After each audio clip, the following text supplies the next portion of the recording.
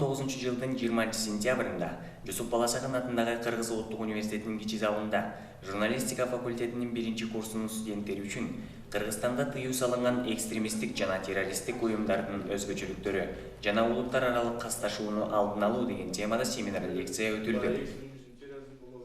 Семинарда Кыргыз Республикасынын Ички иштер министрлигинин экстремизмге жана мыйзамсыз миграцияга каршы аракеттенүү боюнча кызматында өзгөчө маанилүү иштери боюнча ыкчам өкүлү милициянын подполковниги Аманбаев Манас Каримжанович келди.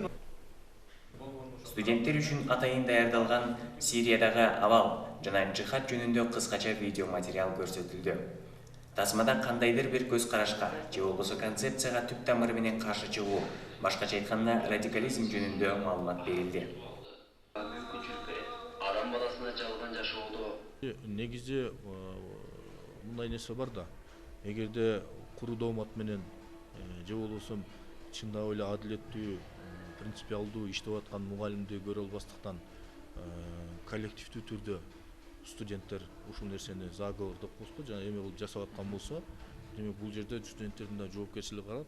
Мен азыр айта албайм силерге именно кылмыш жаза жоопкерчилиги деп, бирок сөзсүз түрдө административдик же жана башка укуктук жаза тартиптери бар. Бул жаза тартиптери менен сөзсүз каралат. Эгерде чындап эле далилденсе кайра эле, бул дагы коррупциялык схеманын же болбосо коррупциялык аракеттин бир белгиси деп айтууга мүмкүн. Биринчиден, сөзсүз түрдө ал маалымат боюнча укук коргоо кызматкерлерине кайрылыш керек. Укук коргоо кызматкеринин арызы менен кайрылат. Андан сырткары бул жерде жана мен эки тараптуу маселе дедик. Бизде коомчулукта көпчүлүк учурда арыз жазуудан баш тартат да. Жөн эле келип менден ушундай акча талап кылып атат деп коет.